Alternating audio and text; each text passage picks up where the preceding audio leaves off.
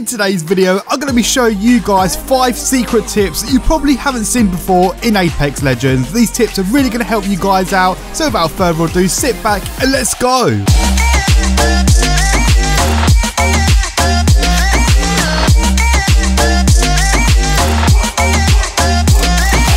Hello everyone, how are you guys all doing today? My name is Mirko and welcome back to another video on the channel. So in today's video guys, I'm going to be showing you 5 tips that you probably didn't even know you could do in Apex Legends. Now some of these tips that I'm about to show you guys can be absolutely game changing when playing Apex Legends, especially if you're in gunfights. The first 2 tips I'm going to be showing you will really help you when you're going against enemies and also when you want to increase your speed of play. So before we jump into the first tip, I just want to say if you do go ahead and enjoy this video and you learn something new, be sure you're liking the video. It always helps my videos out. And now with that out of the way, let's jump into the first tip of the video. So the first tip we're going to be speaking about is moving enemy death crates. Now some of you watch this video probably won't even know that you could do this, but when you've killed an enemy, you can move their death crate. So in the first, I believe it's 10 to 15 seconds, you can actually move their death crate, and all you got to do is just walk over it and it will basically move in the direction you're walking or running. It's a little bit sensitive, but as you guys can see, it really can pay off when you move it to a direction that's more safe, especially if there are enemies around. You can move it within the first 10 to 15 seconds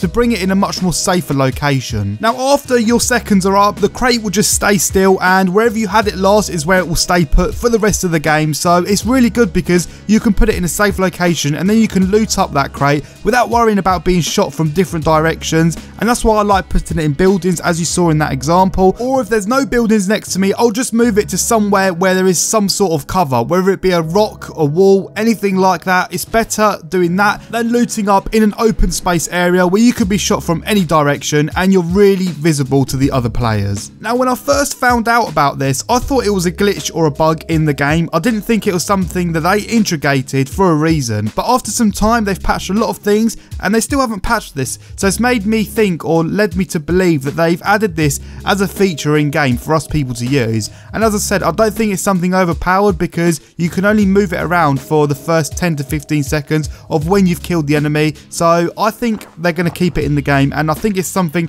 that they initially planned to be in the game as well. I will be sure to keep you guys updated in the comment section if anything does get patched, if it does turn out to be a glitch, but at the moment they seem to be keeping it in the game, and as I said, I don't think it's a glitch. I think it's something they've added specifically for us to use. Now moving on to the second tip, we're going to be talking about weapon swapping, and I'm sure most of you guys have realised swapping weapons in this game takes so long compared to other shooting games. However, there is a way to swap weapons really fast in this game, almost 3 to 4 times faster than you currently would be weapon swapping. And the trick here is when you are swapping your weapon, what you need to do is you need to press triangle or Y on Xbox. Once you've pressed that, you want to press the crouch button immediately after, and that will swap your weapon immediately. And as you guys can see from these 2 examples, I've swapped my weapon much more faster on the right side, and I can start shooting quickly as well. Now you want to make sure that you press the swap button and then the crouch button immediately after. If you delay the crouch button from the swap button, then that's going to delay your weapon swap time. So you want to go into training, or even when you've got any spare time in an Apex game, and you want to try and really get used to pressing the swap button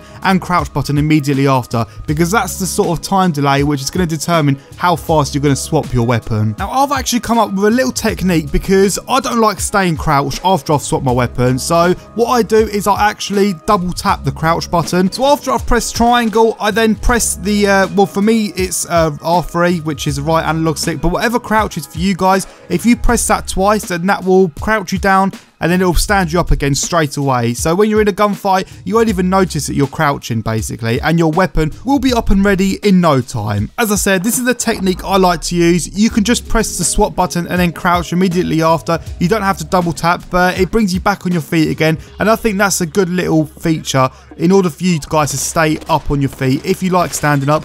If you like crouching, you can do it just by crouching, but it's up to you guys. As I said, you need to be making sure you press the crouch button immediately after you've hit that triangle button. The reason why this is faster is because crouching actually cancels the animation that your gun does, and it just pulls it up much more quicker. As I said about the other tip, I'm not sure if this is a glitch.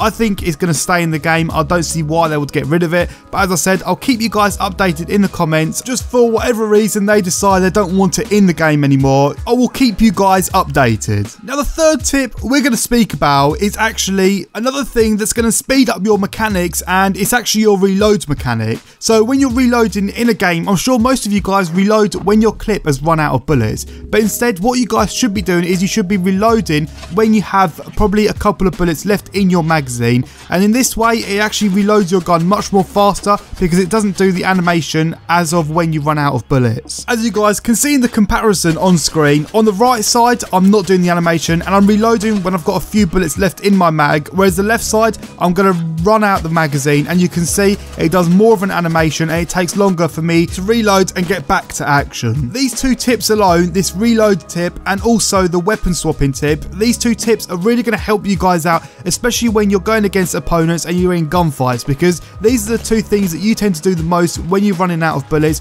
or when you're shooting your opponents for a long duration of time. Now the fourth tip I want to talk to you guys about is wall peeking. Now I didn't actually know about this tip. I didn't know this was something in the game until probably a few days ago. I actually found this out, and every time I do this in a game, my teammates seem to look at me and think I'm doing like some sort of hack or doing something to the game, because not a lot of people know this was actually a feature that has been added. The reason why wall peeking can really help you guys out is because this is not a third-person shooter. This isn't Fortnite. You can't look over a wall whilst staying hidden. You actually have to move your character and actually expose yourself to potentially being spotted if you want to look somewhere, and that's why wall peeking comes into play really effectively, because you can look over a wall and you can look further while remaining hidden and not being seen or spotted by other players. So this is actually really easy to do, guys. So what you want to do is you want to move up as if you're climbing up the wall, but what you want to do is you want to keep your jump button, for me jumping is X, you want to keep that held down throughout the duration of this wall peeking. So as soon as you've jumped up onto a wall, you want to keep that button held down.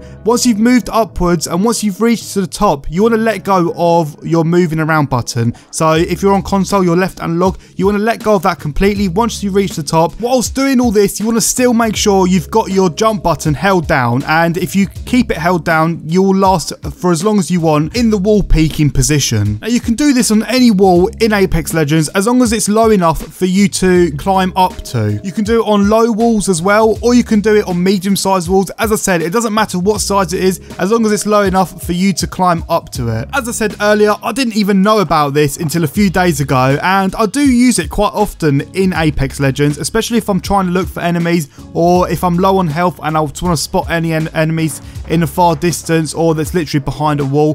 This is a really good feature, and this is definitely something you guys will use when playing Apex Legends. Now, the final tip is aimed at you sniper players, so be sure you're listening out to this tip. So as I'm sure most of you guys are aware, when you're using a scope, there's these numbers that sort of go down the ladder, and a lot of people seem to think that they're just integrated for the purpose of looks. Well, this is actually wrong, and this can actually help you with your bullet drop. So as you can see on screen, I'm looking down in my scope to a mountain and I can see it's 200 meters. So basically what this means is you basically need to line up that 2 with the 200 meters, and that's basically going to get your bullet drop and your sniper shot more on target. And especially in this game, because a lot of snipers have different types of bullet drop, and these numbers in the scope are really going to help you guys out lining your shots up perfectly. For example, if I was looking down my scope and it said 500 meters, I'll then pull my target up to where the 5 matches where I want it to be, and there we go, boom, you got your shot and your bullet drop on target. Not a lot of people pay attention to the numbers on the scope, and as I said, not a lot of people know the use of it,